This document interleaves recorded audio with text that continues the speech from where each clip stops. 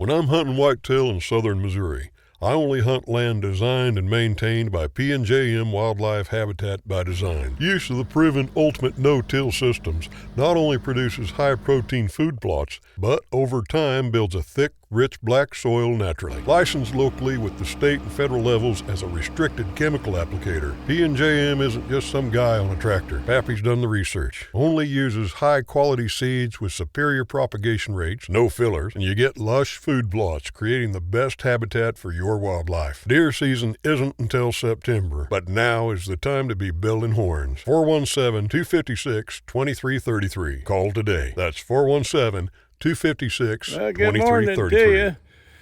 We're up here in M Patch this morning. It's where it all went south yesterday. Remember yesterday I was talking about running out of fuel, and I was up here doing a little mowing when the tractor started losing power, which is an indication that I'm running out of fuel. And as you can see, M Patch, by the way, we've really not done much up here. I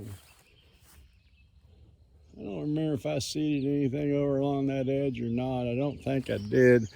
Seems like I come up here one time and did some spraying around the edges for broadleaf. As you can see, there's some wheat right in there that comes back every year. I screwed up last year. When I mowed this last year, I mowed every bit of that down. And I lost all my screening. There's actually a road that goes on through the other side of that tree line right there. That's an old dozer deck. And when Doc had come up here, he had mowed out in this area, but he left that. I'll take that down for him. Yeah, stupid me. But anyhow, I came up here yesterday and did some mowing out in the middle. And as you can see, there's areas over in here in the center, and then again over on the other end where I didn't mow.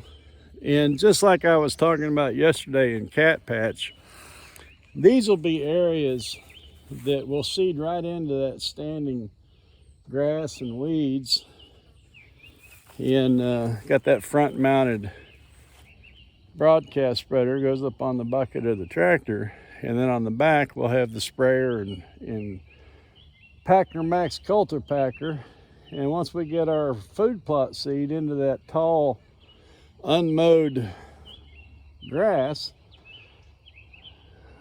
the back side of the tractor will be rolling that and crimping it down and then spraying it with glyphosate to terminate it. This over here is going to be our screening, so we can move along the back side of that tree line. I might mow a little path in between the two as well, kind of a walking path, so a person can move from one end of the field to the other and not be line of sight of any wildlife that's out here in the field. And yesterday, or actually the day before yesterday, when I was at Hirsch, I picked up another 50-pound bag of Egyptian wheat. We're going to put that in the hand spreader, the over-the-shoulder spreader, and do a little bit of work along the edges, fill in some of these bald spots, and see if we can't get a little bit better screening going on. I've had people ask me, actually quite a few times, specifically with Egyptian wheat, but in other seeds, wouldn't it be best to plow it or till it before you scatter that seed? And quite simply put, my answer is no. We are a no-till community, remember? That means that we're not going to break the soil.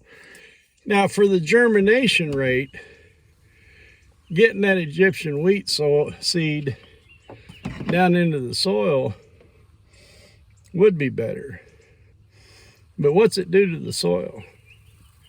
Every time you break the soil, you're allowing the soil further down to dry out.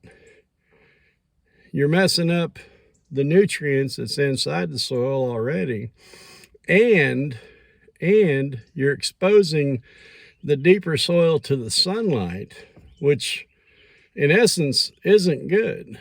Now, using the no-till method, and you heard me talk about this a lot, we're going to take what's already there, seed right into it, and then we're going to cultipack it and spray it to terminate, and use what's standing as a compost, a mulch, if you will. This year it's a mulch, to help hold the moisture down on the seed that's underneath it, protect it from the hot sun. I mean, this is June. We're getting ready to go into July and August, the hottest months of the year. And what little rainfall that we get, if we tilled that ground, we'd have to have a lot of rain, or we would have to come out here and water it every day to get those seeds to germinate and to continue to grow. But being trapped underneath all of that forage that's already there, crimped over the top of it, and then terminated, as it decomposes, it's holding the moisture.